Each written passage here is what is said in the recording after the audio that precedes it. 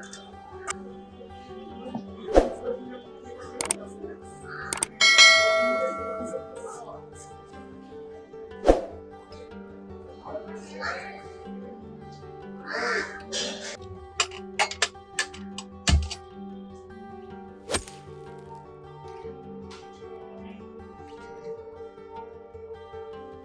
গরম হয়ে গেলে গোটা গরম মশলা গরম হয়ে গেলে আমি দিয়ে দেবো সেদ্ধ করে রাখা এঁচড়।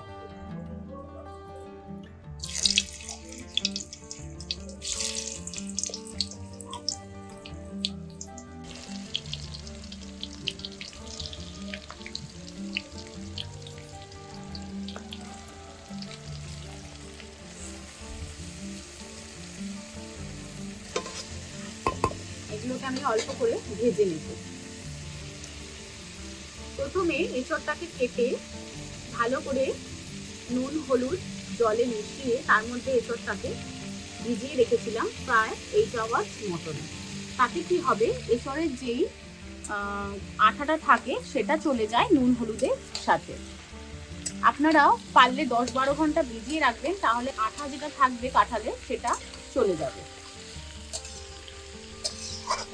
তারপর এঁচড়টাকে প্রেসার কুকারে দিয়ে সেদ্ধ করে নেবেন।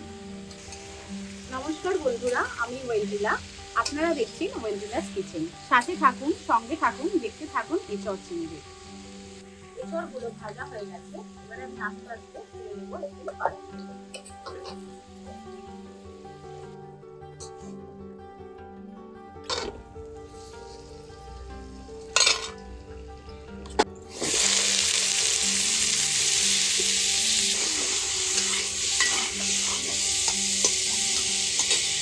অল্প একটু লবণ,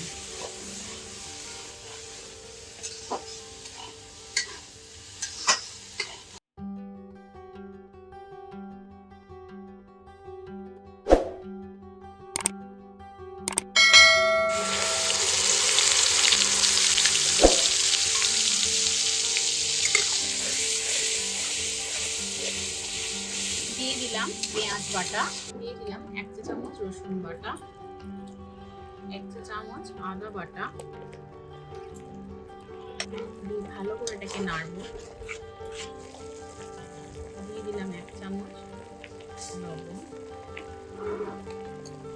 দিয়ে দিলাম কাঁচা লঙ্কা বাটা,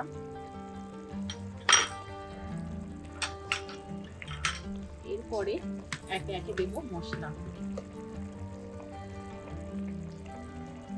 দিয়ে দেবো কাশ্মীরি লঙ্কার গুঁড়ো, দিয়ে দেবো জিরে গুঁড়ো,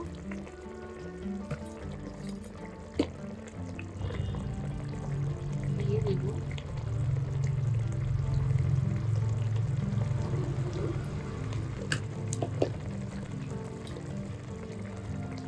আর দেবো ধনে গুঁড়ো।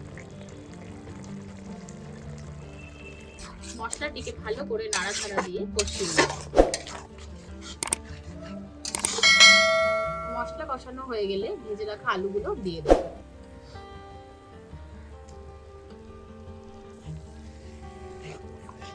দিয়ে আবারও নাড়াচাড়া দেব।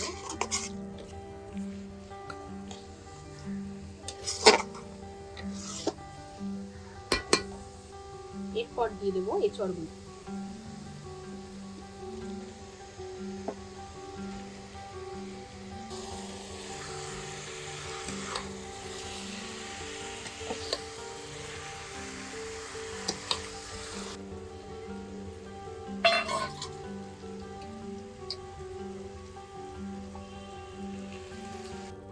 এঁচড়টা আমার মোটামুটি কষানো হয়ে গেছে। এরপর আমি অনেকক্ষণ ধরেই এই চিংড়ি মাছগুলো নুন আর হলুদ দিয়ে মাখিয়ে রেখেছিলাম, এগুলো একে একে আমি এগুলো দিয়ে দেবো। ছোট চিংড়ি বলে আমি আর ভাজলাম না, বড় চিংড়ি হলে আপনারা একটু ভেজে নেবেন তেলে। এবারে এটাকে ভালো করে নাড়াচাড়া করে দেবো।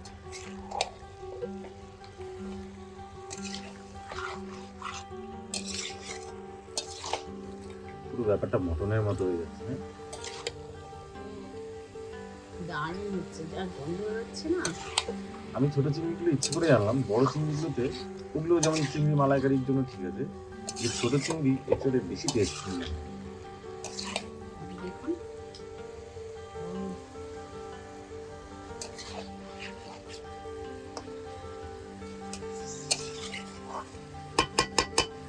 এবারে দিয়ে দেবো জল। আলুগুলো সেদ্ধ হওয়ার জন্য জল দিয়ে দেবো।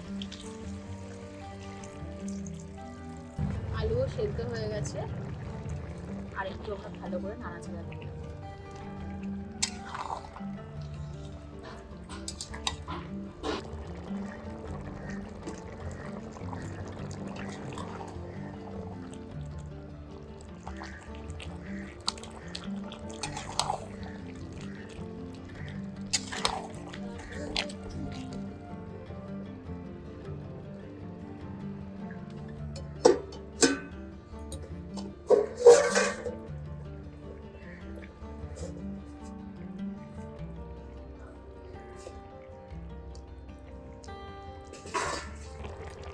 সব শেষে অল্প একটু ছড়িয়ে দেব গরম মশলা।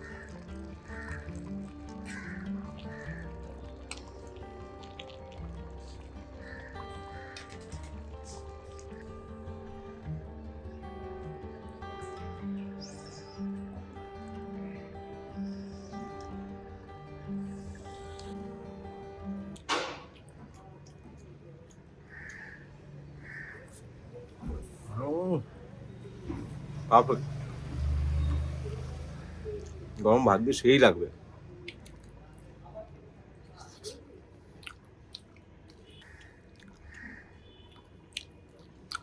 বলি কি, আপনারা অতি অবশ্যই বাড়িতে একবার বানিয়ে দেখবেন ঠিক এই প্রসেসে।